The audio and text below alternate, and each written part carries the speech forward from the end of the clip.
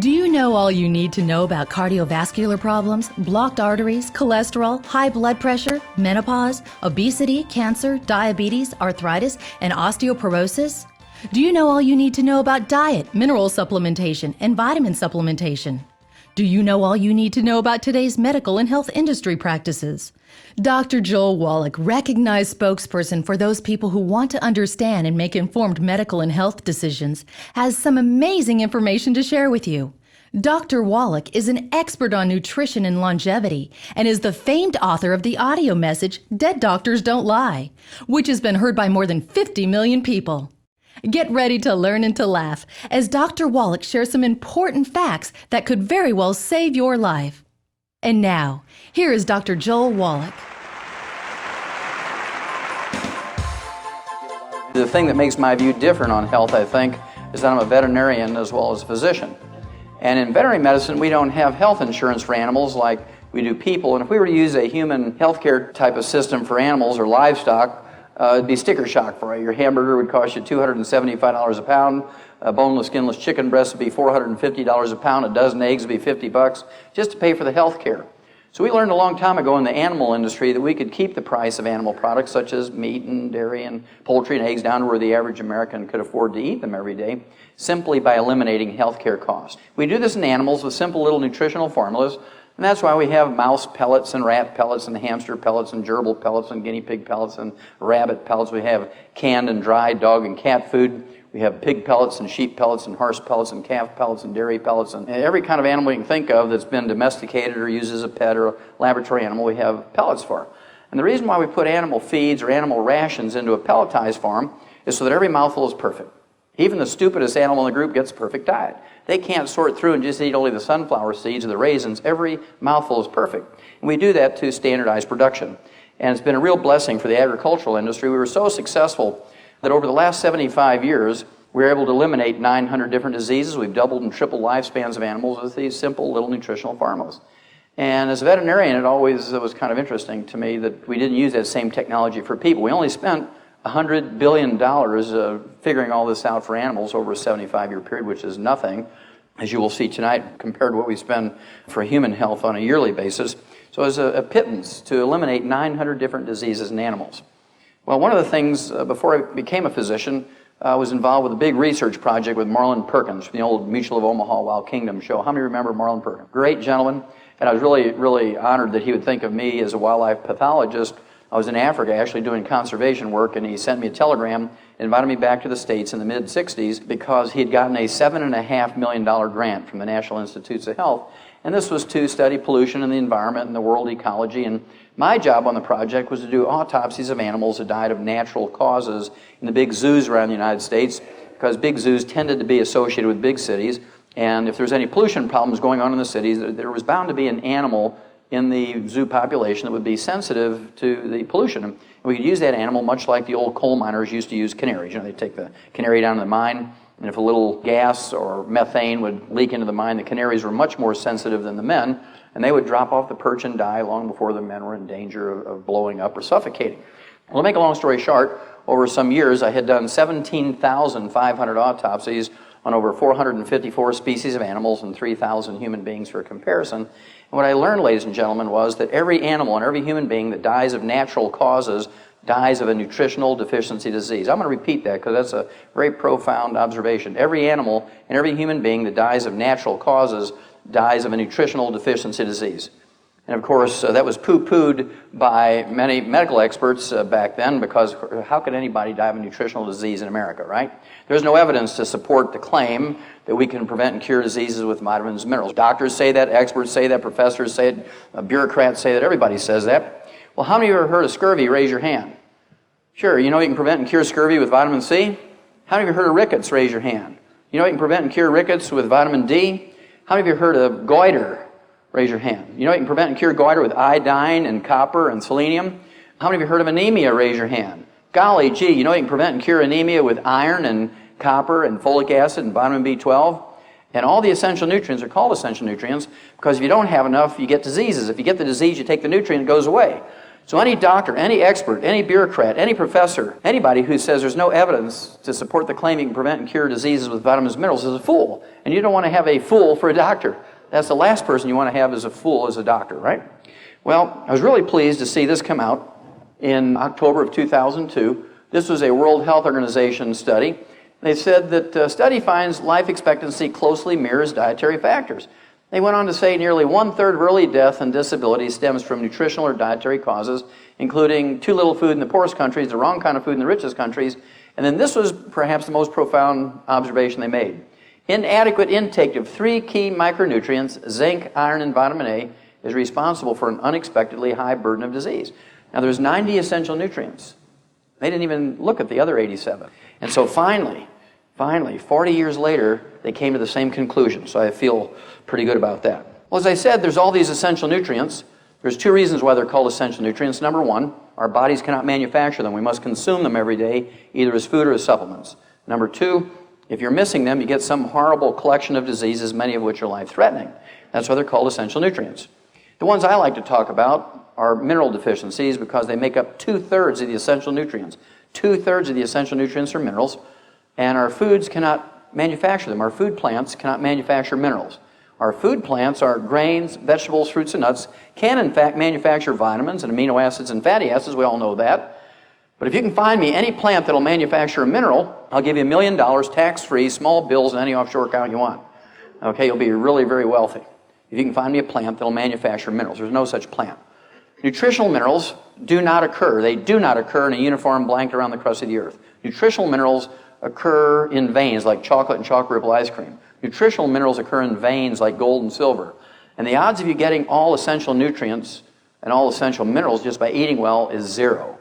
In the same field, for instance, on one farm, in the same field, row number 1 might have 3 essential minerals, row number 5 might have 0, row number 10 might have 8, row number 15 might have 20, row number 20 might have 0, row number 25 may have 0, row number 30 might have 16. And so it depends on which row in the field that your tomato or your corn or your soybeans or your wheat came from, what minerals you're getting. To be happy, plants only need 9 minerals. We need 60. And so if the plant's very happy and you look at it, man, this is a really good looking carrot. You know it has 9 minerals, but what about the other 51? And it doesn't make sense to throw your life away, or at least part of your longevity or your health, on what may or may not be in the food, because you can't tell by looking at the carrot. As long as it's getting its 9 minerals, it's happy. Then you start seeing things like this. This is actually from 1995. Healthy crops depend on healthy soil. Well, everybody knows that, need 9 minerals. But the new report says that nearly 40% of the world's land used for agriculture is seriously degraded, which means it doesn't have these nutrients in it anymore. Loss of good soil of cancer. This came out in 1992. And they said that African soils over the last 100 years in 1992 had been depleted, and its fertility by 74%, Asia by 73%, Australia by 55%, Europe 72%, the United States, North America 85%, and South America by 76%. I thought this was kind of interesting. This came out in January of 2000, and this was a little report, and I never have taken the time to get the original because this is self-explanatory. Some blame the environment. USDA says better test a factor.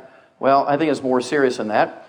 They compared a 22-year period from 1975 to 1997 on certain nutrient values in our food. And they took the 12 most popular vegetables that are grown and eaten in America, including broccoli and cabbage, carrots, cauliflower, collards, daikon, kale, mustard greens, onions, parsley, turnip greens, watercress, etc. They found out that there was a 53% drop in the calcium values. They found out there was a 38% drop in vitamin A, 48% drop in riboflavin B2, 35% less thiamine or B1, and a 29% less niacin or vitamin B3. And again, the reason is, if you're not putting the essential minerals in the soil that the plant needs, slowly, their ability to manufacture vitamins begins to drop. We know that today, there's only about 8% protein in our wheat. 1900, there's 23% protein in our wheat. This is not a mystery that you can prevent and cure diseases with vitamins and minerals. This came out in 1992. Cover article, Time magazine, The Real Power of Vitamins. New research shows they may help fight cancer, heart disease, and the ravages of aging. Now, it was very obvious after writing some 75 scientific articles on these diseases that were caused by deficiencies of vitamins and minerals and trace minerals and amino acids and fatty acids in animals and people, 75 scientific articles, were published in medical journals and veterinary journals, pathology journals. Wrote chapters for 8 multi-author textbooks on the subject. Wrote a big textbook of my own, big 1,000-page textbook, trying to educate medical students. Was not very successful at that, and it was very obvious nothing was going to happen. So I went back to school and became a physician, and in 1978 began to use these veterinary nutritional formulas in my human patients. And one of the things I wanted to do special for my patients was to get them to live to be an average of 100 instead of 75. So I began to collect information on what it takes to live to be 100 instead of 75. And it was very interesting. A certain percentage of my patients back then in 1978 would say things like, I don't think I want to live to be 100. I said, well, why wouldn't you want to live to be 100? Well, I don't want to wind up in a nursing home and be abused. And I thought that was kind of reasonable concern. So I began to collect information on 100-year-olds that would satisfy me that I was doing the right thing to help my patients live to be 100. And I looked for an animal model. Being a veterinarian and a pathologist, I looked for an animal model first. And I ran into, doing some research, I ran into some stuff that was published in the 1860s, 1863. One was written by William Banting on how to cure corpulence. Corpulence is an old-timey word for obesity. And this was back in 1863. And he talked about a low-carb diet, kind of like the Atkins diet. Maybe it should be the Banting diet, instead of the Atkins diet. And then in 1935, a guy who'd been doing all his research in the 1920s by the name of Clive McKay came out with his landmark article in 1935. And what he did was essentially take 3 groups of rats. Group number 1, he gave the rat pellet of the day, and these rats lived to be an average of 2 years, which is really super. Because prior to this rat pellet coming out with all of the nutritional knowledge of the time, people who were using rats and mice and rabbits for research would give them rolled oats and carrots and cabbage and things like that, and they might live to be 11 months after weaning instead of 2 years. So it was really good to have a laboratory animal and a food that you could give them that routinely allowed them to live to be 2. He then took the second group, gave them the same basic pellet as group number 1, but he cut the carbohydrate calories by 30%, kept the vitamins and minerals the same, and they lived to be 50% older, 3 years. Got kind of excited about that. Took group number 3, cut the carbohydrate calories from group number 1 by 60%, kept the vitamins and minerals the same, and they lived twice as long. They lived to be 4 years of age, and they really got excited about cutting this carbohydrate calories thing. But it wasn't just that. When they redid the studies with spiders and beetles and worms and pigeons and all kinds of animals, they found out that it was the density of the vitamins and minerals per remaining carbohydrate calorie. That was the basic reason, because he had always kept the vitamins and minerals the same when he dropped the calories. He didn't just drop the percentage of food, he dropped only the carbohydrate calories, keeping everything else the same. So in group number 3, there was like 3 times more vitamins and minerals per carbohydrate calorie than there was in group number 1. Now that I had an animal model and had some idea what to do, I began to look for a human model, and I ran into a guy by the name of Art Linkletter. How many of you heard of Art Linkletter? Great guy. He was funny. I put he and Jack Benny and Red Skelton and Milton Berle all in the same group. They could tell funny stories without saying dirty words and things, and great family comedians.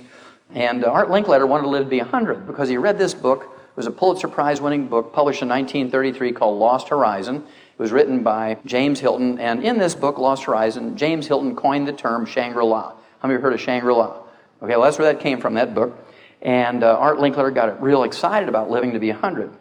Well, the book was actually written about a people called the Hunza. Okay, well, the Hunzas come from northeast of Pakistan, and they're a third world country, obviously, and Art Linkletter hired an eye doctor by the name of Alan Bannock.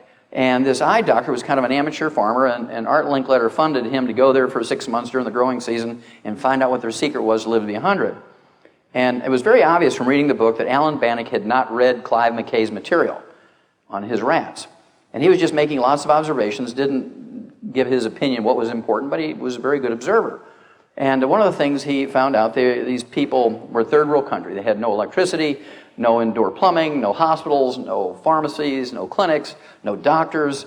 They just used home remedies like herbs and massage therapy and that sort of thing. Yet they were the healthiest and longest lived people on earth. They came from a little mountain range, a little known mountain range by the name of the Karakoram Mountains, about 800 miles east of the Himalayas. Oftentimes people say they're from the Himalayas, but they're from the Karakoram Mountains. And one of the things Dr. Bannock observed was that they would irrigate with water that was kind of gray and opaque. It had lots of silt in it from the glacier grinding up the mountain rocks. And they would irrigate with this glacial water full of this rock silt, this finely ground up rock silt, about the same particle size as talc. And it contained over 60 minerals. And they would irrigate with this. And as the water percolated down into their fields and their gardens, it left a 1/2 inch to 1 inch of this gray silt on top of the soil. And before it dried, they would run out with their hoes and rakes, and they would hoe and rake the silt down into the soil before it blew away. Now, these people lived at the 19,500 foot level. Now, at 19,500 feet, you can't grow corn and potatoes and rice. They could grow wheat and rye and barley, but because of the very short growing season, their yields were very, very tiny. Their only carbohydrate they ate during the day was a little tortilla, 1 tortilla a day. That was it. No other carbohydrate. The majority of their food was goat and lamb and mutton and camel and yak and rabbits, and they'd get some wild sheep and goats in the area. They'd eat chickens and eggs. They didn't have fish in those areas. They were too high up for fish. And they cooked in butter. They used milk and cheese and yogurt. They could store dairy protein as cheese and yogurt. They had a little garden. They'd grow a little bit of cabbage and tomatoes. Nothing else. They would also take the wood ashes from their fires, their cooking and heating fires, and put it in their gardens. How many of you ever put wood ashes from a fire into your garden? Yeah. This is a very old European and Asian custom. And somehow somebody learned that by putting the wood ashes from your fires into your gardens, it increases the yields and makes the food taste better and so forth. Well, it turns out the wood ashes are the minerals that are left when you burn away the carbon in the wood. So now I had not only an animal model, but a human model. They had a renewable source of minerals in their food. They were on a low carbohydrate diet. To me, it seemed it explained why they lived to be a ripe old age and were very productive. I also began to collect birthday announcements and obituaries of people who lived to be 100. I wanted to see really what happened to people when they lived to be 100. So I'll show you a few. Ralph Charles from Somerset, Ohio, about in the middle of the state, back in October of 1999, turned 100, and they had a nice little newspaper article about him and told his story. And the fascinating thing to me about Ralph Charles was that at age 100, he was still piloting charter flights and paying passengers around the central part of the United States. He used his single-engine Aranca aircraft. He didn't have any restrictions on his health papers or his license. Now, to me, he doesn't look like what you would expect a decrepit 100-year-old to look like. To me, he's very vibrant. He looks like he's maybe in his late 70s or early 80s, and he's 100 years old and still piloting. I mean, you can imagine if he had Alzheimer's disease, he'd get up there and he'd say, "Excuse me, ma'am, where are we going?" That'd make you nervous, wouldn't it? But he didn't have those problems, obviously. In May of 2001, this fellow here, Harold Stilson from Deerfield Beach, Florida, turned 101, went out and played golf for his birthday, and he hit his 6th hole in one at 101. Now, you have to have a strong grip. You have to be able to see 108 yards. You have to have good eye-hand coordination. You have to have good memory. You can't have Alzheimer's disease. You can imagine getting that golf club up there and saying, "Is this baseball? I mean, what am I doing here?" Right? And so he's color coordinated. It doesn't get any better than that for 101 years old. I think he looks pretty good for 101. And this fella, Antonio Todd, from Sardinia, the island nation west of the mainland of Italy, back in January of 2001, turned 112, and he attributed his longevity to drinking 1 glass of red wine a day. And there's a certain amount of validity to that because in the red wine there are these antioxidants that we know reduce your risk of heart disease and cancer. But you can get those same antioxidants in fruits and vegetables, so you don't need to drink the wine necessarily. Now, it doesn't seem to matter what you eat as long as you keep the carbohydrates down and the vitamins and minerals up. That seems to be the thread, the common thread between all 100-year-olds. I'll show you an example. This gal here, Dora Ramathebe from South Africa, was born in 1881, and in 1995 she turned 114. And when she was asked, "Dora, what do you attribute your health and longevity to?" she said, "Oh, I ate locusts, the grasshoppers. You know about grasshoppers here, right? Pumpkin seeds, tortoise meat, wild herbs, dried fruit, and a cup of coffee." You notice it doesn't say bread. You notice it doesn't say potatoes. It doesn't say rice. It doesn't say corn. The only carbohydrate might be a little bit of that dried fruit. She got her protein from the locust, from the grasshoppers, and the tortoise meat. She got her essential fatty acids from the pumpkin seeds, and if she ate the herb's grain, she got a little bit of vitamin C and folic acid and beta-carotene, and she lived to be 114. She probably lived longer than that. I didn't keep track of her after that birthday announcement. February 15th, 2003, this gal here, Maddie Owens, 119, and she grew up in South Carolina, and apparently in 1883, Owens told her family of her hard work in the cotton fields. I guarantee you she didn't have vaccinations. I guarantee you that she didn't have antibiotics. I guarantee you she didn't have 3 good square meals a day. But I'll bet you, because I spent a lot of time in Africa, 2 years in Africa, and I know what they did with their wood ashes from their cooking fires. They always put it in their gardens, even in Africa, for their cabbage and their tomatoes and beans and so forth. And so I bet that her parents put the wood ashes from their cooking fires into the gardens. And one of my favorite birthday announcements goes back to 1995. This was a birthday announcement for Jean Calment from France.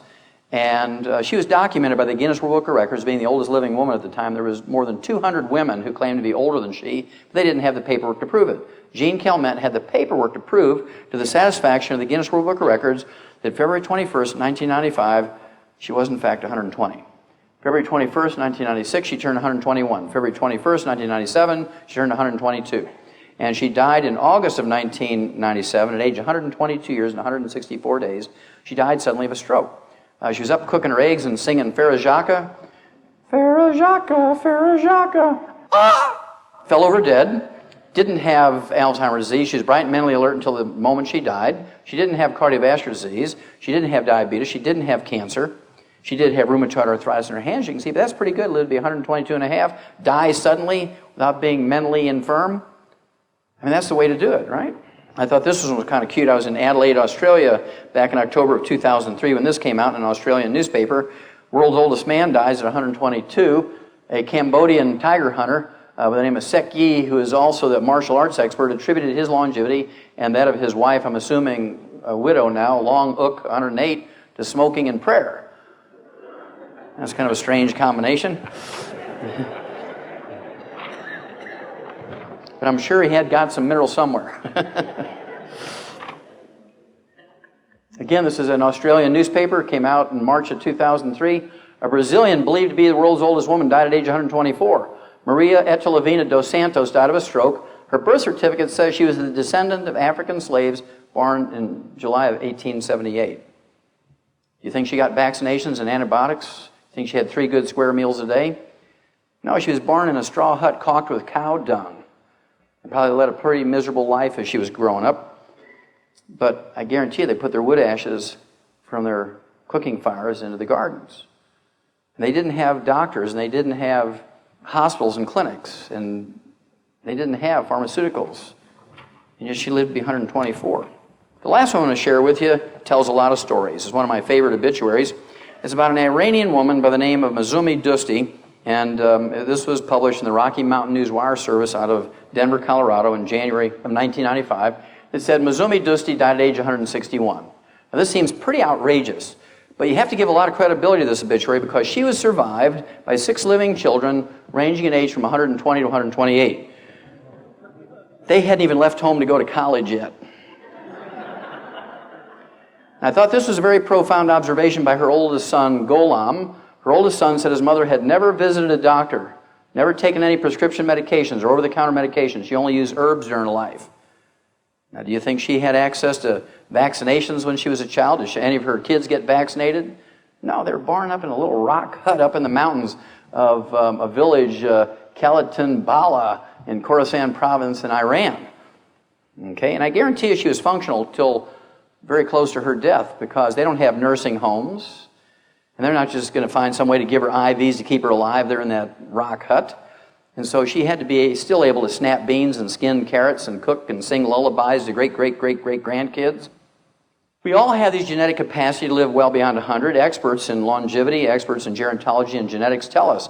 We all, every one of us, each and every one of us in this room has the ability to live well beyond 100. And the only reason why we don't, the shortest way to say it, is because we do too much of the bad stuff and not enough of the good stuff. That's the most succinct way I can say it. We all have the genetic capability to do it. One of the fascinating things to me is that we ask doctors about what to do for health and longevity. But I'm a scorecard kind of guy, and so I'm looking at doctors and saying, really, do they really know what they're talking about? Well, my tape, Dead Doctors Don't Lie, which came out in 1994, I had a statistic in there from a small survey. It said doctors lived to be 57.6, and I rounded up to 58 to give them the benefit of the doubt, and doctors just went ballistic. Well, Wallach, you got to be lying. We don't live to be 58. We live to be 75 like everybody else. Well, even if they live to be 75 like everybody else, that wouldn't be too good a recommendation, because if they're the holders of all knowledge and health and they follow their own recommendations, they should live to be 85 or 95 or 100 or something. Well, they didn't want to believe me, so they did their own study, and they came out 5 years later, in 1999, with the answer to their study, and they found out that doctors in America live to be 56. So I missed it by 2 years. So why do we ask people how to live a long, healthful life who only live to be 56 on the average? That's because they have convinced us that health care is very detailed. It's very complicated, and you have to go to school for 14 years to know how to deal with health care. And they've convinced Americans that this is true. I mean, you can't pick up a newspaper or watch TV or listen to the radio without health care and Medicare and Medicaid and all this stuff being on the front, right? Well, let's look at some more scorecards and see if we're getting the bang for our buck. Right now, the entire world each year spends $2.7 trillion for healthcare, $2.7 trillion with a T. Out of that $2.7 trillion each year that the world spends for healthcare, the U.S. alone, the U.S. spends $1.6 trillion, more than half. And yet, in April of 1990, we ranked 17th in longevity. There were 16 other countries whose peoples live longer than we did. We didn't even rank in the top 10. You have to ask, well, who is number one? What did they do different from us? Well, the Japanese were number one. They lived to be 79.1, 4.1 years longer than we did. And the interesting thing was, the Japanese are heavy smokers. 68% of the Japanese smoke 3 to 5 packs of cigarettes a day. They are heavy smokers. They are the smokingest nation on earth. And yet they have 85% less cancer and cardiovascular disease than we do. Japanese consume 12 to 15 grams of salt every day, an entire salt shaker per person. We're supposed to consume approximately 1 gram, 1,000 milligrams a day of salt. And yet they have 85% less cardiovascular disease than we do. We dropped 2 atomic bombs on the Japanese to end World War II. They've had more radiation per person than any other culture on Earth. Nobody cleaned it up. They've been wallowing in all the radiation in the soil and water and environment ever since we dropped the bombs on them. Nobody cleaned it up. And they have 85% less cancer than we do. And so I want to know what they know. In all this adversity, they're still living longer than us and are healthier than us. You say, well, maybe that was a bad study. It should be redone. Well, they did 10 years later, June of 2000. They reran the same study, and the Japanese maintained number one. But they dropped from 79.1 down to 74.5. So this was our chance to catch up and surpass them with all this money we're spending. But instead, we dropped from 17th in longevity all the way down to 24th because we went from 75 to 70. There's now 23 other countries whose peoples live longer than we do. Now, you don't have to be a genius to figure out we're not getting the bang for the buck. You don't have to be a genius to say, well, maybe the medications we're getting aren't doing any good. Maybe the advice we're getting is not the best. No matter what the doctors tell us, we're going the wrong direction, so you can't deny these facts, okay? You can't deny the facts. How many of you heard of Dean Ornish?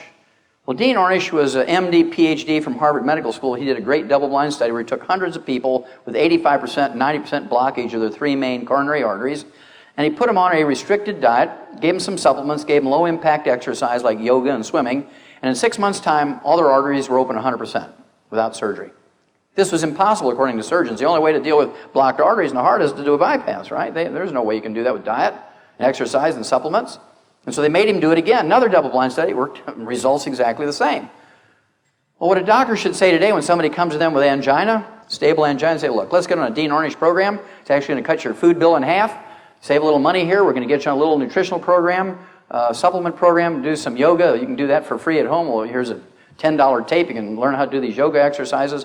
You come back in 6 months, and if you're improved, we'll just keep doing the same thing. If it gets worse, then we'll consider the surgery. But there's no doctors who do that. This came out in September of 1997. It was an article published in the Journal of the American Medical Association. Young doctors lack stethoscope skills, which is, the primary instrument of a doctor. Many new doctors steeped in high-tech medicine can't properly use a stethoscope. What they learned was they could just identify 20% of heart problems that were presented to them. They could not identify 80%. How can you go to school for 14 years and not use a stethoscope? It's like an apprentice carpenter apprenticing for 7 years. How can you not learn how to use a hammer, right?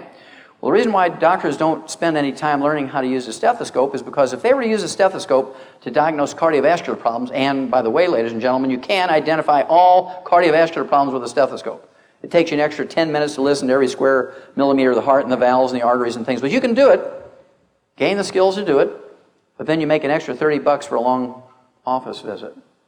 But if they send you in for an angiogram or a CAT scan or an MRI or an ultrasound, guess what? They make $421 every time they send somebody in for those procedures. What's better, $421 or $30? Now, how do we deal with this? Well, we've learned in other instances how to deal with these kind of problems when the industry is abusing us.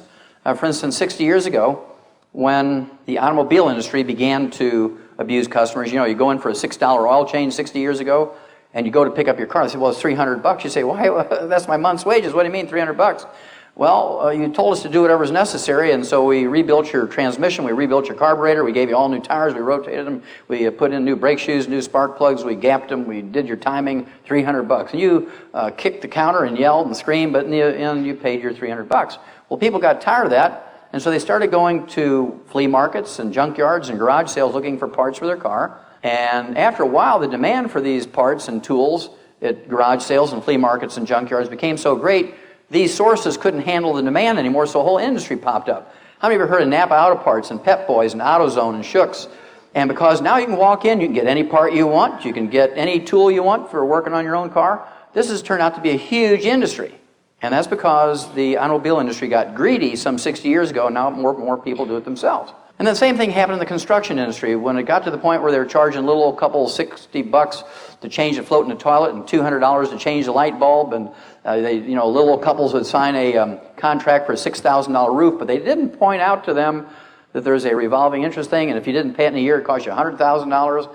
And all these horror stories came out, so people began to go to junkyards and garage sales and flea markets looking for materials and tools to maintain and repair their own homes.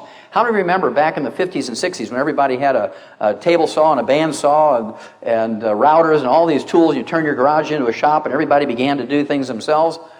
Soon these sources couldn't supply the demand anymore, so a whole industry developed to supply the demand for people who want to maintain and repair their own homes. They're called Home Depot and Lowe's and Menards, and if you don't know how to put shingles on your own roof, they'll give you a free class. Well, it's long overdue that we rebel in the same way against the healthcare industry. We need to do more and more ourselves. With a little bit of education, 15 minutes of reading a night, listening to tapes or CDs in your drive around your car. In any particular instance, with 15 minutes of reading, you can do whatever a doctor does. It's that simple. For instance, a doctor has less than $100 worth of stuff in his examining room. He's got a blood pressure cuff, a stethoscope, he's got a thermometer, a little rubber mallet to see if you have reflexes. Well, if you walk in the examining room, I know you got reflexes. Now, if they carry you in, I might want to test them, but if you walk in on your own, you're singing and dancing, I don't have to worry about that too much. They have a little AAA battery pen light, they look in your eyes and down your throat with, and that was given to them by some salesman for a pharmaceutical company. You can jerk it out of their pocket, look at it, and you'll say, oh, look at that, Pfizer. So they have less than $100 worth of stuff. You can go to a pharmacy or a grocery store and buy all that stuff yourself without a prescription. With the exception of ultrasound and radiation and CAT scans and MRIs, you can get just about any test that a doctor would send you to a lab or a hospital for. For instance, you can go and you can buy a little bottle of test strips to find out what your blood sugar and blood cholesterol is. You can get little test strips to find out if you have blood or sugar in your urine. You can get test strips to find out if you have blood in your bowel movement to do a screen for colon cancer and ulcerative colitis and maybe gastric ulcers. You can find out if you're pregnant or not. For $19.95, you get a little test strip, you pee on it, and you find out if you're pregnant or not. 30 seconds, honey, I'm pregnant, kind of thing, right? 30 seconds, $19.95. You don't have to go get a physical exam, get a blood test, they charge $150, and then you got to come back in 3 days for another $150 visit, so it winds up being like $500 to find out if you're pregnant or not. You can do it for $19.95. The one that I really find disgusting are the fertility clinics. You have to pay $25,000 up front before they even talk to you, because they might slip and give you a little information. So before the doctor will see you, you got to pay your $25,000, and then they'll start talking to you about what they can do to help you in a situation of infertility. Well, they want you to believe that they are the holders of all knowledge in this. Well, back when I was a kid, my dad, only 60 years ago, my dad only had a 4th grade education, and he knew how to artificially inseminate cattle back then. It was not a new thing. We've been doing it livestock for 75 years. Maybe longer than that in research, but out in the field practicing, any farmer could do AI or artificial insemination themselves. With a $2.95 basting syringe and a condom to collect semen, you can do it yourself for less than $5.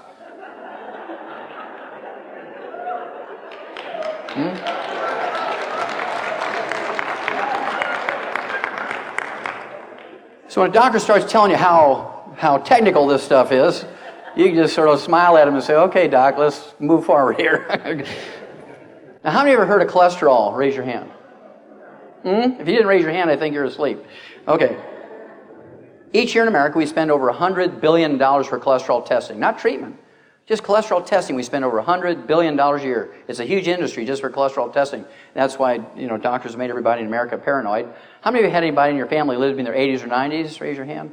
Sure, I think most people in America have had somebody in their family live to be 80, 90. I guarantee you they ate eggs, they cooked in butter, they didn't have margarine back then. They salted their food. These people smoked. They ate red meat instead of tofu. They ate eggs instead of egg beaters. They didn't exercise, and yet they lived to be 80, 90. Many of them went on to live to be 100.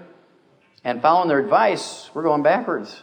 Spending $100 billion a year for cholesterol levels and eating the way doctors have told us. Most people revere their doctors. We've gone from 17th in the world longevity to 24th. So it doesn't seem like all that's doing much good. Well, if any of you can find me a disease, if anybody in this room can find me any disease that is caused by elevated blood cholesterol and triglycerides, I'll give you $1 million, small bills, and any offshore account you want tax-free. There's not a single disease caused by elevated blood cholesterol and triglycerides. When you have elevated blood cholesterol and triglycerides, I kind of look for other things. You might have a deficiency of niacin, vitamin B3. You could have deficiencies of chromium, vanadium, 2 trace minerals. You might have deficiencies of the essential fatty acids, or a ratio problem between omega-3 and omega-6s. You could have early goiter, or hypothyroidism will cause an elevation in your blood triglycerides and blood cholesterol. You could have early diabetes. You can have early diabetes. Even before your blood sugar goes up, your blood cholesterol and triglycerides go up when you have diabetes. Don't take my word for it. Go to the library and look in a medical book on diagnoses. What's the first blood changes that occur when you have diabetes?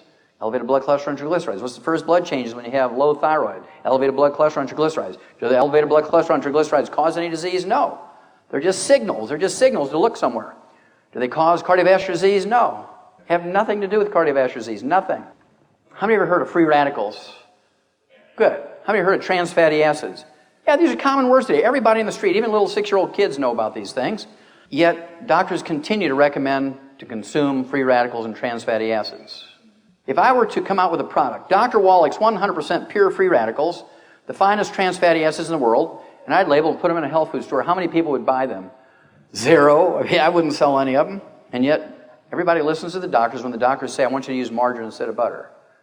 Margarine is nothing more than a big block of trans fatty acids and free radicals. It is pure 100% trans fatty acids and free radicals. They've killed more Americans with margarine in America than all the wars put together in the 200 plus years we've been a country, both domestic and foreign. And so if you have any margarine at home tonight, I want you to go home and box it up and ship it UPS to Castro. Put a little note in there that says, my cardiologist says this is good for your heart, and I, in a show of good faith, I'm sending you some margarine. And I like to have my patients eat 6 to 10 eggs a day. The more eggs you eat, the lower your cholesterol goes. The more eggs you eat, the lower your cholesterol goes. I personally eat 6 eggs a day, so I hope you do too. They're great protein. And if you don't fry them, don't cook them in margarine. You want to poach them, soft boil them, hard boil them, soft scramble them in butter at low temperature. This came out in 1995. This little study was presented at the annual meeting of the American Heart Association in Anaheim, California. They said 2 eggs a day won't hurt. And when that report came out in 1995, that sent a shockwave through the entire medical system. Because prior to that report coming out, eggs were the father of the devil. I mean, if you ate eggs, you were doomed. Nobody would hang around you. He's an egg eater. I really like this one. Makes my 10 look pretty conservative. This came out 13 years ago. New England Journal of Medicine, very respectable medical journal. Normal cholesterol in an 88-year-old man who eats 25 eggs a day. Now you have to ask yourself, why was this old dude eating 25 eggs a day? Maybe he didn't have any teeth and couldn't eat steaks anymore. Maybe he owned an egg farm and liked to do his own quality control. But I think it was more scientific than that. If you appreciate that 95% of male sex hormone, testosterone, 95% of female sex hormones, estrogen, progesterone, 95% of the weight of our adrenal hormones, our adrenaline, comes from a master steroid in our body. It's made from a master steroid in our body called cholesterol. You can only make 10%. The other 90% must come from your diet. And when your adrenal glands are exhausted, what's the most likely thing that you're not consuming enough of? Cholesterol. When you're sitting there watching TV, guys, when your wife's saying, hey, look at my nice nightgown. Would you rather watch TV or watch me? And she's got you on an egg-free, butter-free, chicken skin-free, red meat-free diet.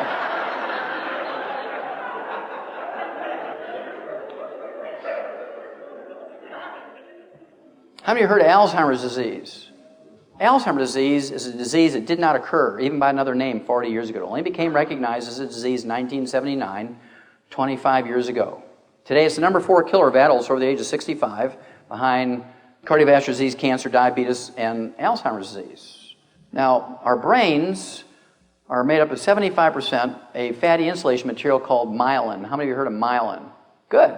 Well, Well, myelin is this fatty insulation material in the brain. How many of you ever eaten a brain sandwich, brain and egg sandwich? Oh, you haven't lived until you eat a brain sandwich. It is good. A little bit of onion and mustard. I mean, there's nothing better than a brain sandwich. It's real cheap now because everybody's afraid of, mad cow disease, so I buy more brains and I eat it. This myelin makes up 75% of our brain weight. It's so important to the animal and human brain. Myelin is 75% of our brain weight. And myelin is 100% cholesterol. You can only make 10% of your daily need. The other 90% must come from your food. And if you're very, very good at listening to your doctor's instructions, if you listen to your doctor and you give up eggs and eat egg beaters, if you give up butter and eat margarine, if you rip the chicken skin off your chicken before you eat it, you eat tofu instead of red meat, the odds are you're going to get what? Alzheimer's disease. This came out March of 2000. Alzheimer's tidal wave is feared. It's coming. They said within the next 25 years, 14 million Americans are going to die of Alzheimer's disease. Today, 25 years backwards, only 250,000 died of it. And 25 years backwards from that, nobody died from Alzheimer's disease. Now, why would you go from 0 to 250,000 to 14 million? Well, that's because the baby boomers are coming along, and they listened to the doctors.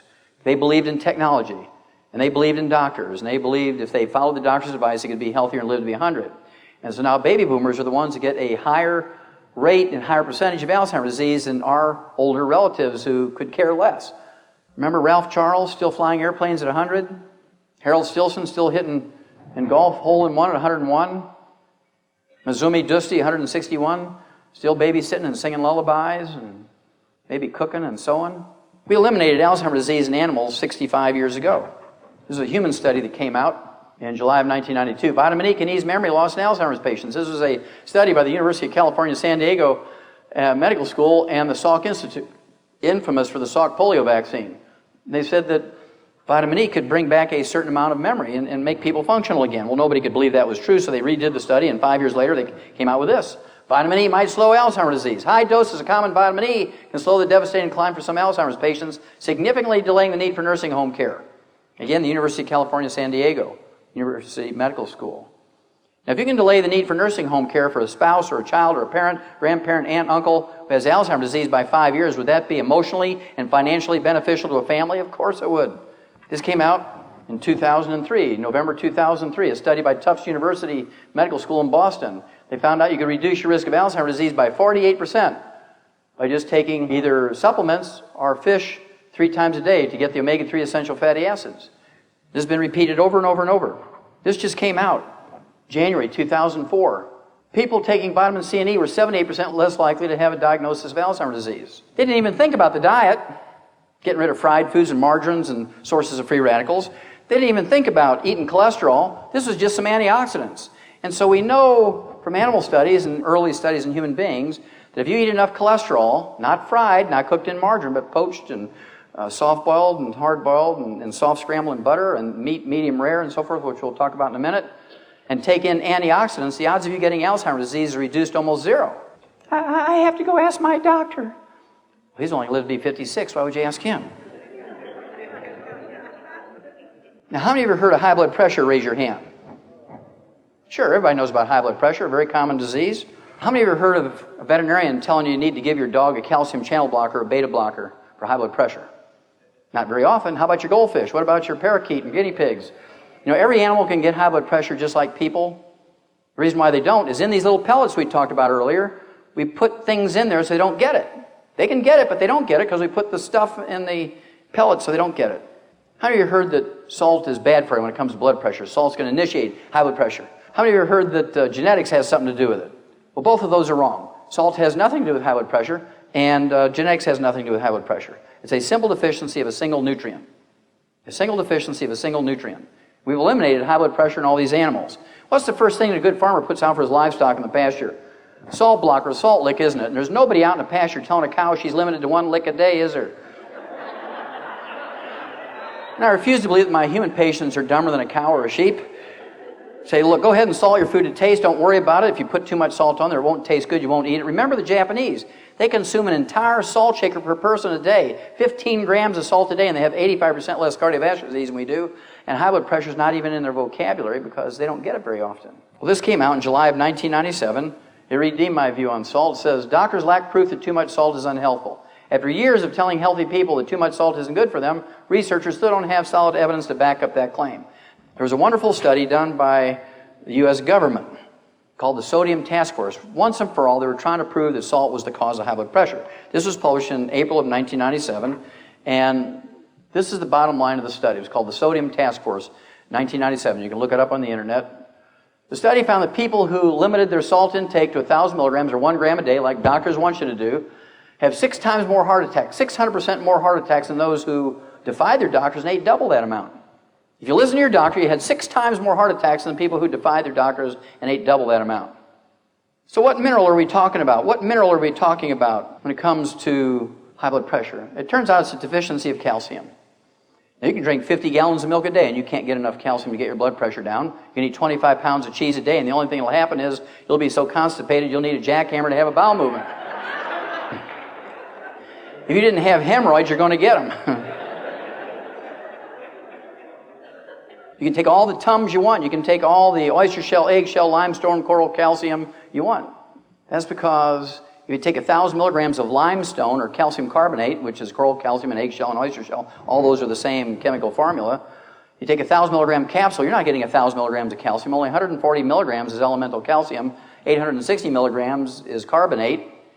And because it's an elemental form of calcium, you only get 10%, so 10% of 140 milligrams is 14. If you take 2 of those 1,000 milligram capsules of calcium carbonate in any way, shape, or form, you get 28 milligrams of calcium. It's not going to do you much good when it comes to arthritis, osteoporosis, high blood pressure, periodontal disease, etc., etc. And so, we'll tell you later what type of calcium you might want. But we've eliminated a lot of high blood pressure in animals and some very famous people who didn't want to use drugs. How many of you have heard of menopause? Raise your hand. Say, now even the guys are raising their hand. Hello, I know about that one. Well, up until about 1958, every doctor used to make 50 cents on dispensing a little herbal formula called Lydia Pinkham's. Lydia Pinkham's, a very famous herbal formula, and would get rid of the hot flashes, the night sweats, but doctors only made 50 cents when they dispensed a bottle. In 1958, pharmaceutical companies came out with HRT, hormone replacement therapy, and all the research was done by veterinarians, and they were told not to give it to humans because it did terrible things to laboratory animals. They said, well, that may be true in laboratory animals, but it hasn't been proven in humans yet. We're going to have to kill a lot of women with this stuff before we get too excited about taking it off the market. And so they began to encourage women to take HRT in 1958. It turns out that HRT, estrogen and progesterone combinations, Premarin and drugs like this, increase the risk of breast and uterine and ovarian cancer by 78%. Increase the risk of dementia and Alzheimer's disease by 200%. Increase the risk of cardiovascular disease by 200%. Increases your risk of asthma by 100%. Increases your risk of gradual deafness as you get older by 30%. Why would anybody want to take HRT? Well, Dr. Wallach, you got to get rid of the hot flashes some way. I said, well, why would you risk all these terrible things just to get rid of hot flashes, night sweats? See, you're just a man. You have no idea. I mean, women used to beat me up all the time in my practice because I said, well, it's not worth it. And so we went back to the old Lydia Pinkham's formulas. And guess what? Worked like a charm. And there's 29 major studies which shows that it gets rid of the hot flashes and night sweats. Then you throw in the liquid calcium, and guess what? 1,200 milligrams per serving. You deal with the concerns about osteoporosis, and you don't have to have all the risk from the HRT. This came out actually in 2000, and they said, and they predicted that the report on carcinogens or cancer-causing chemicals, which was going to come out in January of 2002, is going to list estrogen as a cancer-causing chemical. Well, guess what? That report comes out every year, and guess what's at the top of the list of cancer-causing chemicals? Estrogen. Obesity. 40% of Americans, they're obese, 30 pounds overweight over their ideal weight for their body type and height and so forth. 40% of Americans are obese. This is relatively new. 50 years ago it was like 15%, and 100 years ago there was very rarely, less than 1% of Americans were obese. And it turns out it's caused by a simple, single problem. I can walk on a horse farm, and I can tell you in 30 seconds if the horses on that farm are getting all the minerals they need. This is a little working wagon in an Amish farm in Lancaster County, Pennsylvania. And I walked on that place, and I knew immediately that the horses weren't getting all the minerals they needed because the horses were eating, nibbling all along this buckboard rail, and then they just ate this one particular place. Why did they eat that one particular place? Because that's where the farmer put his hand when he jumped out of the wagon every time. His hot, sweaty hand full of what? Salt. Okay? My daddy had a 4th grade education, and he knew every time he'd see our cattle chewing on the fence and eating dirt and chewing on the feed box instead of eating the feed, they were minerally deficient. He'd give them minerals and they'd go away. And we usually learned painfully when we were a kid that it's not socially acceptable to chew on the furniture and eat dirt. Bam! Don't do that anymore. That chair costs a lot of money. Ooh, okay. If you're that hungry, go into the kitchen and have a piece of pie and ice cream, or eat a Twinkie, or have a RC and a moon pie. And so people began to recognize these cravings, which we call pica and cribbing in animals and munchies in people. The munchies in people are pica and cribbing in animals. Pica and cribbing in animals are the munchies in people. And so we've been taught that these cravings and the munchies are due to a Twinkie deficiency. Now, if we were taught as kids that this is caused by a mineral deficiency, we'd all take minerals that have 0 calories in them. Americans would all be slim. Weight problems are nothing more than a mineral deficiency disease. Now, nobody knows more about weight gain, weight loss than veterinarians. Why is that? When you put an animal into the feedlot, what are they supposed to do? Lose weight or gain weight? Gain weight. So we know the technology. And snack food companies know this. They spend a lot of money on research learning the technology of weight gain. And they fix their little snacks to make sure that you just can't eat one. In fact, one of them, Lay's potato chips, even uses that as their motto on their bag. You just can't eat one. Okay? But if you take your minerals, the cravings go away. And that alone, you can lose 10, 15, 20 pounds just because you're not desiring to eat things between meals. You're not going to sit there and watch TV and fill your face all night because you don't have those cravings anymore. It's not a problem with your self-respect. It's not a problem. You don't have a deficiency of hypnosis. You don't have a deficiency of acupuncture. You don't have a deficiency of ephedra. You have deficiencies of minerals. You take your mineral program, you need a couple of meal replacers a day. Take your minerals, give up some carbohydrates, which you learn from Clive McKay and William Banting and so forth, and Bob Atkins. You give up carbohydrates in your bread and your pastas and your rice and your potatoes, and you're going to lose weight and keep it off. It won't come back as long as you stay on that program. But as soon as you go off your minerals, the cravings start up again because it's a mineral deficiency. This came out in 1997. We had spent $30 billion on a war on cancer. This bill was signed by Nixon when he was in office. And despite 26 years of spending this $30 billion, researchers suggest putting emphasis on prevention. Now, you give me $30 billion, 1 year's time, I'll find you a cure. And why couldn't they find a cure for $30 billion? I mean, we only took $100 million to fly a man to the moon, put him on the moon's surface, pick him up, and bring him back. $100 million to do that. $30 billion, they looked for a cure, but they didn't think outside the box. They weren't really looking for a cure. They spent all their time looking for a better chemotherapy with your tax money. Well, during that time, every 5 years or so, they doubled the amount of money for research. The death rate remained the same. So they weren't looking in the right place, obviously, or really looking that hard. This one came out in October of 1998. There was a Harvard Nurses Health Study. It had 90,000 nurses, 20 years of data, and they could only use 15 years of the 20 years of data in this study for these 90,000 nurses because for the first 5 years, there were not enough nurses using multiple vitamins. What they found out was these 90,000 nurses who take multiple vitamins for at least 15 years can cut the risk of colon cancer by 75%. Are there any drugs that will do that? Is there a drug in the market that will cut your risk of colon cancer by 75%? No. Well, believe it or not, how many of you have heard that a low-fat diet will reduce your risk of colon cancer and breast cancer and all kinds of cancers? How many have heard that? Whether you believe it or not? Yeah. This is one of the American Cancer Society, doctors, the American Medical Association. Everybody says low-fat diets will reduce your risk of cancer. High-fat diets increase your risk of cancer. Harvard Nurses Health Study, 90,000 nurses, 20 years of data. They compared the rate of cancer in these 90,000 nurses, comparing those that had more than 50% of their calories as fat, which is a very, very high-fat diet, compared to those that had less than 20% of their calories as fat, which is a very low-fat diet. And if fat content of your diet had anything to do with the rate of cancer, the ones having more than 50% of their calories as fat should have a lot more cancer than the ones having less than 20%. I mean, that's real simple stuff, right? Well, this came out in March of 1999. It was published in the Journal of the American Medical Association. Again, they compared the rate of cancer in these 90,000 nurses, comparing those that had less than 20% of their calories as fat versus those that had more than 50% of their calories as fat. They found no measurable difference. The amount of fat you eat in your diet has nothing to do with the rate of cancer. The amount of fat you eat in your diet has nothing to do with the rate of cancer. It turns out the amount of fat in your diet has nothing to do with the rate of cancer. It's how you cook the fat.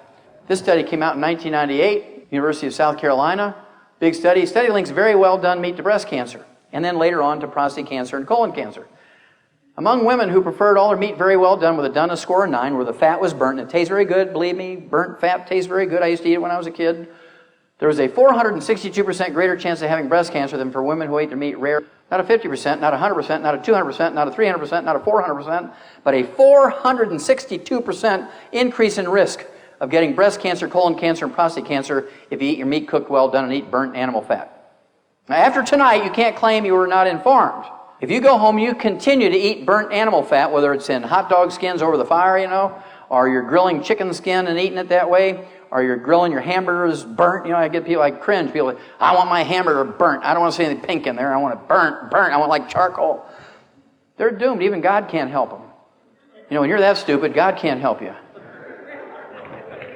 And when you're at the bottom end of the gene pool, He's got to let you go. And whether you believe it or not, how many of you heard that a high fiber diet will reduce your risk of colon cancer? Whether you believe it or not, how many of you heard that?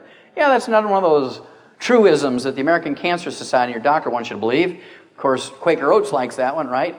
Low fat diet, high fiber diet.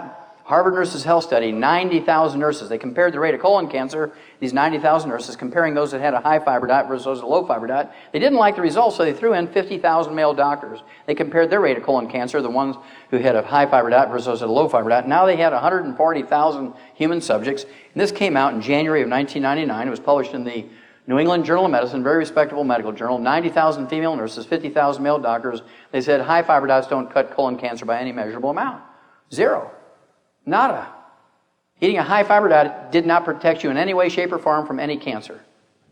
Zero. Why do doctors get so excited about a high fiber diet? Because it will reduce your cholesterol. That's because it absorbs everything that you eat, including minerals that are required to keep you from getting high blood pressure, osteoporosis, arthritis, cancer. And so people who eat multigrain breads for their toast and English muffins and pancakes and waffles for breakfast, people who eat multigrain pastas, people who eat multigrain breads and whole wheat breads and grind their own wheat and all that sort of stuff for their sandwiches, and people who eat whole wheat and multigrain bread for dinner, eat whole wheat ice cream. I mean, you can go to extreme, right? So by eating a high fiber diet, your risk of those other diseases goes up and doesn't affect your risk of cancer at all. The only thing that doctors get excited about, really, about a high fiber diet, it lowers your cholesterol. And does that do anything for you? No, doesn't do a thing. You reduce your risk of colon cancer by 60 to 80% by eating dark berries, raspberries, black raspberries, blueberries, blackberries, black cherries, strawberries, according to the Ohio University. Big study by Ohio University. Reduce your risk of colon cancer by 60 to 80%. How many of you heard of the trace mineral selenium? Good. How many of you heard the trace mineral selenium is a great antioxidant, is going to reduce your risk of cancer, whether you believe it or not? How many of you heard that? Okay, well, this has been kind of a recent thing. They're kind of growing crazy over selenium, and the information on selenium really came out in April of 1912 in this very famous medical journal called Popular Mechanics, April of 1912. And this fellow here, Professor Dr. von Wassermann from Berlin, who went on about 10 years later to get a Nobel Prize in Medicine, said that he had discovered a chemical substance that will cure cancer in mice. It turns out it's the trace mineral selenium. The selenium has a selective action against cancer cells but doesn't hurt healthy tissues. Dr. Wassermann believed that the cancer in mice were so similar to those in humans that he believed an important advance had been made towards the cure of that veritable scourge cancer in people. Well, this was April of 1912. We began to put the trace mineral selenium into animal feed pellets back in April of 1912 to keep their rate of cancer down. And this lay dormant for 84 years in human medicine and nutrition until December of 1996. When a study came out, it was a 7-year study done by Dr. Larry Clark, an MD, PhD from the University of Arizona School of Medicine. He took half of a group of 1,300 people, gave them 200 micrograms over 7 years, 200 micrograms of this trace mineral selenium every day for 7 years. And to make a long story short, at the end of the study, his final analysis showed that he slashed the occurrence, not the risk, but the actual occurrence of prostate cancer by 69%. Are there any drugs that will do that? Will doing a prostate exam and taking your PSA, your prostate-specific antigen blood test every year, will that prevent prostate cancer by 69%? No. He reduced the actual occurrence of colorectal cancer by 64%. He reduced it by 75% by taking a multivitamin. He reduced the actual occurrence of lung cancer by 39%, whether you smoke or not. About 90% of lung cancer occurs in people who never smoked. Smoking is not the cause of lung cancer. It's inhaling all the fumes when you fry food is the biggest single cause of lung cancer. All those free radicals coming out of that margarine you're frying with. How could Ruth get lung cancer? She was a good church-going lady, never cussed, never even hung around smokers. How did she get lung cancer? But she was there early, every noon after church, frying food for everybody. Oh, the best part of the story is, 2 months after this result came out, Dr. Larry Clark died of prostate cancer at age 52. Now, why did that happen? Well, because he had set this study up to show that selenium didn't work. He hated selenium. He set the study up to prove that it wouldn't work, and he wouldn't take it.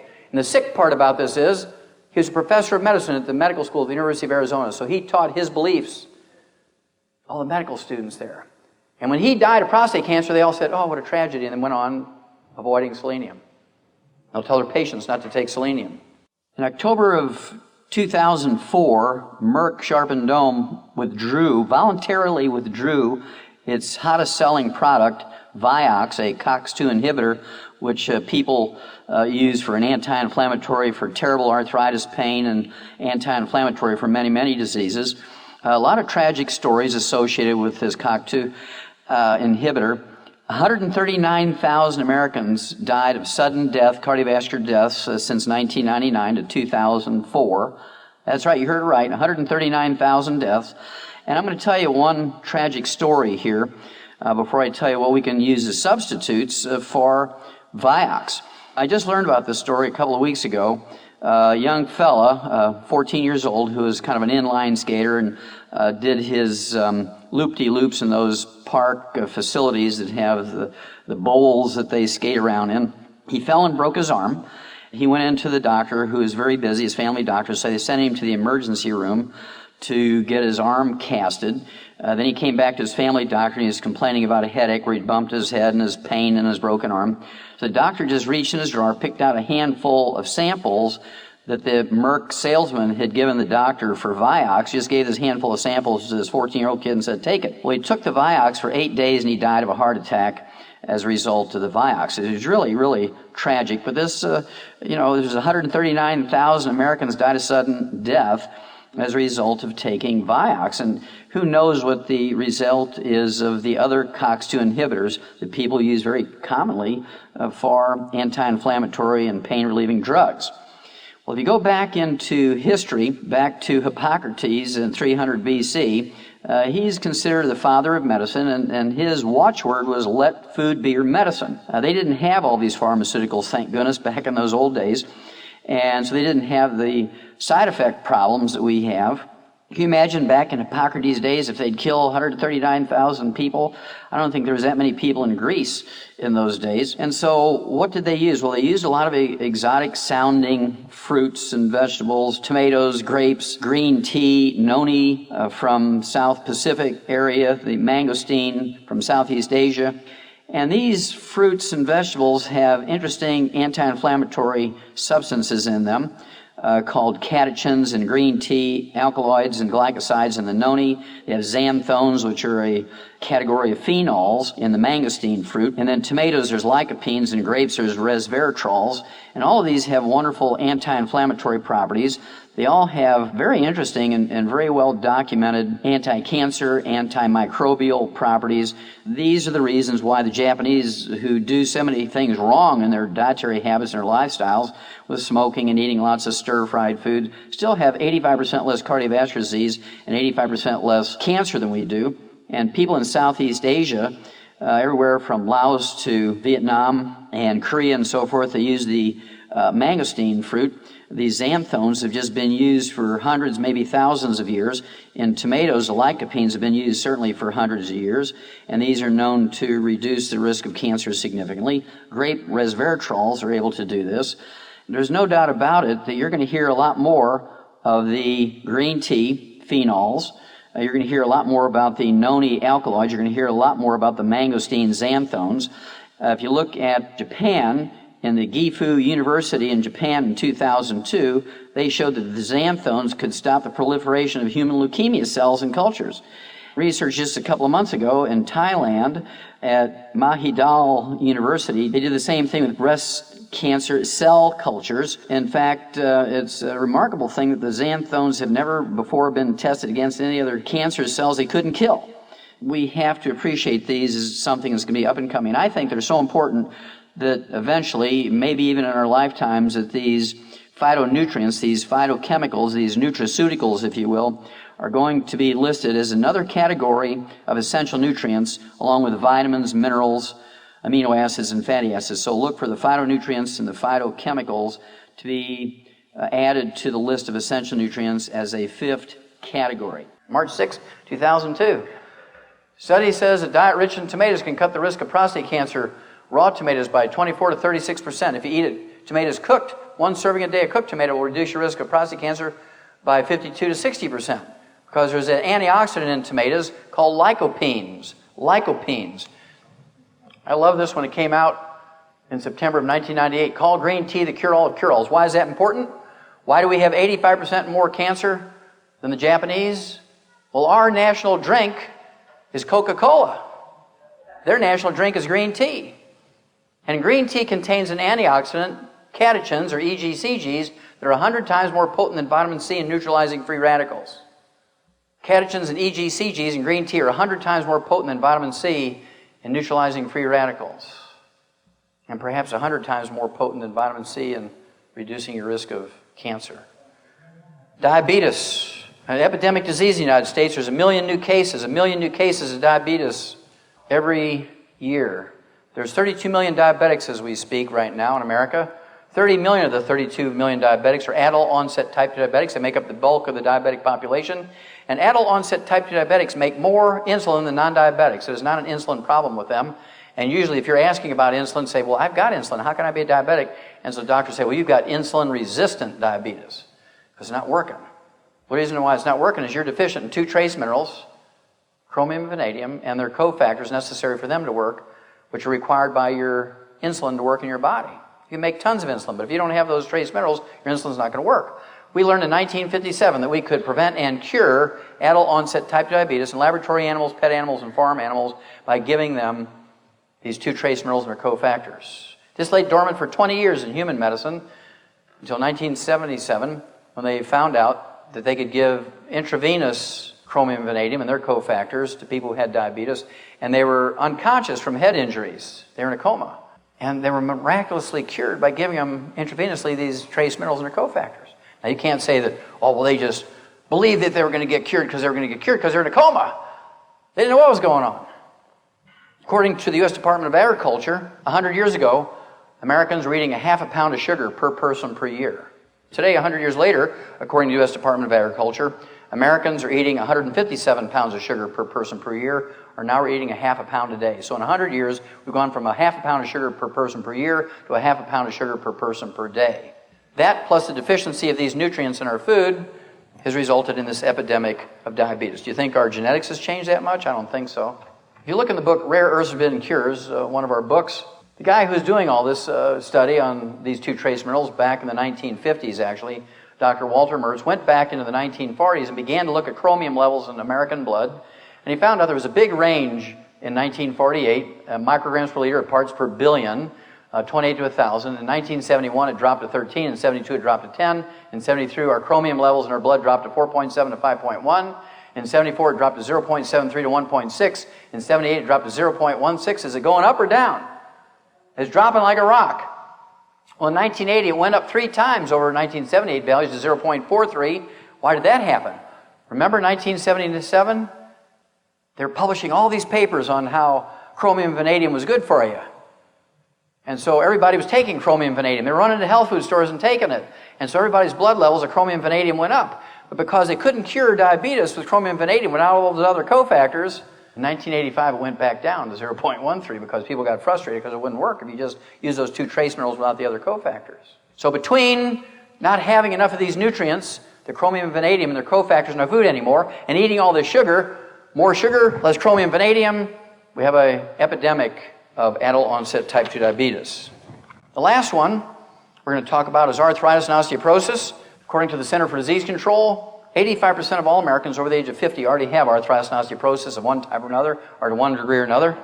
There's not a single medical treatment designed to prevent or fix it. Aspirin, Celebrex, Vioxx, Tylenol, ibuprofen, Advil, Aleve, methotrexate, gold shots, prednisone, cortisone. None of those prevent or cure osteoporosis and arthritis. They all have terrible side effects, many of which are life-threatening. And what makes this really, really, really bad, ladies and gentlemen, we learned how to prevent and cure osteoporosis and arthritis in animals over 300 years ago. Now, we didn't know all the biochemical reasons why these approaches worked, but we knew in the last 75 years the biochemical reasons why these little nutritional formulas worked. How many of you heard of arthroscopic surgery of the knee for arthritis? Yeah, it's a very common procedure now. This came out in July of 2002. Arthroscopic knee surgery for arthritis is a worthless procedure. This was published in the New England Journal of Medicine. How many of you know somebody who's had arthroscopic surgery of the knee? Well, if you have arthroscopic surgery of the knee for arthritis, that doesn't deal with the systemic problem that's going on, right? Just one little knee. And so you have to be smart enough. When your doctor says, look, you got bone-to-bone arthritis of your knee. In the old days, we'd have to go right to the joint replacement surgery. But right now, we've got arthroscopic surgery of the knee, and we can take out those little floating bits of bone and cartilage. And then when that doesn't work anymore, we'll eventually have to go to the joint replacement surgery. But right now, we might be able to preserve your knee for a year or two. You have to be strong enough to say, look, doc, the New England Journal of Medicine, July 2002, said this procedure is worthless. Now, we've been friends for a long time. We belong to the same church. And you're coming to me with a worthless procedure? I don't think I'm going to visit you anymore. You have to rebel sometime. Now, whether you believe it or not, how many of you ever heard that osteoporosis is primarily a postmenopausal woman's problem? Sure, everybody knows, Oprah, your doctor, the government, that osteoporosis is primarily a postmenopausal woman's problem. Well, we knew 100 years ago that osteoporosis actually occurred equally in both men and women. It only became a postmenopausal woman's problem in 1958 when they came out with HRT. Because can you justify treating osteoporosis and preventing osteoporosis with estrogen if both men and women get it at the same rate? No, you couldn't. Can you imagine a red-blooded American man going to his doctor and say, okay, doc, I've got that osteoporosis stuff. I want you to shoot me up with that estrogen. I've had estrogen today. They're not going to do it. People tend to be basically smart, right? Well, this came out in November of 2001. Osteoporosis strikes both sexes equally. Men are as likely as women to suffer from osteoporosis. The surprise findings, well, why was this a surprise finding? Well, because all the doctors who did that study only graduated after the 1958 time period, and the truth they were taught was that osteoporosis occurs primarily in postmenopausal women. Results turn the tables on the belief that women are the prime victims of the condition. The findings of the Canadian Multi-Center Osteoporosis Study, a program involving almost 10,000 participants in 9 centers, will almost certainly change the way that medical professionals deal with unexplained bone fractures in men and the way education about the condition is handled. One of the other things you have to do besides taking all the raw materials to rebuild your bone and cartilage and ligaments and tendons and connective tissue is to give up carbonated drinks. Carbonated drinks are the single greatest contributor to osteoporosis and arthritis and fractures of the bone. They interfere with the absorption of nutrients, especially minerals, digesting protein. This actually, the original study was done 10 years before this at the Harvard Nurses Health Study, 90,000 nurses, 20 years of data, and these were all nurses over age 35. They found out that the nurses drinking carbonated drinks, soft drinks, even diet drinks, instead of water during the day, had a 500% increase in risk of osteoporosis and fractures over the water drinking group. So they went and did the study in junior high school girls, 460 junior high school girls in 9th and 10th grade. They found out that the same thing was exactly true for them. Why did they only look at nurses and girls? Because they believed it was primarily a woman's disease. But believe me, it occurs in boys too. So if you have young athletes, whether they're girls or boys, if you have osteoporosis in your family or arthritis, if you have it or don't want to get it, you got to give up carbonated drinks. I just want to remind you that if you don't take care of your own destiny, if you don't take hold of things, life is going to take care of your destiny for you, and usually it's not very nice. And so if you take control and rebel a little bit, be one of those mean, feisty little people that defy their doctor, but you have to do it with education. You just can't do something bad. You have to know what you're doing, educate yourself, and the odds are you're going to save yourselves an enormous amount of unnecessary misery. You're going to save yourselves a gob of money, and you're going to add many, many, many healthful years to your life. It will definitely help you to educate yourself. Education is power. Education with action is superpower. Don't let somebody else, even a doctor, determine your future. You got to make those determinations yourself.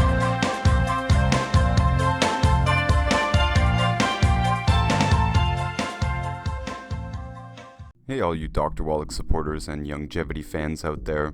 Most of you at some point will have come up against this NutriSmart bashing of Dr. Wallach. There are a few articles that are published specifically to tarnish Dr. Wallach and his message. And I have actually written this whole book. This was a few years ago. I wrote a full-length book in rebuttal to these vicious attacks on Dr. Wallach. I believe every objection that you are going to encounter in the field is addressed in this book. It's absolutely a great resource for you to have as a distributor. And if you do ever have anybody coming up to you saying, I heard what you said about Dr. Wallach and I was going to look into some of his vitamins, but I came up against this article on the internet, NutriSmart article is probably the one they read. So it's a great deal, guys. I put it up very cheap. It's just another tool in our toolbox. And the Amazon link is in the description of this video. Make sure to check out our food YouTube channel called Notus Foods. This is 100% Dr. Wallach approved. And the chef that is preparing the food here and teaching you how to follow Dr. Wallach's food guidelines and Dr. Glidden's food guidelines. He's an industry professional, over 22 years experience and a college diploma to back it up. And we do have experienced cooks and bakers as well, working on content for the YouTube channel Notus Foods and the Instagram channel Notus Foods. It's 100% gluten-free, oil-free, all the stuff about burning fats and all of the rules that you would need to know or follow. We're here to teach it to you here, as well as give you tons of ideas for recipes, individual dishes, and meals. Of course, in the near future, we do have a cookbook coming out. Stay tuned for it. And definitely check out my newest book, Fake Diseases. It covers all of the major topics that come up, like birth defects, blood sugar problems, bone and joint problems, cancer, autoimmune problems, and more. And it's on Amazon for just $9.99. And the audiobook read-along version is free here on YouTube, and the link for that is in the description of this video.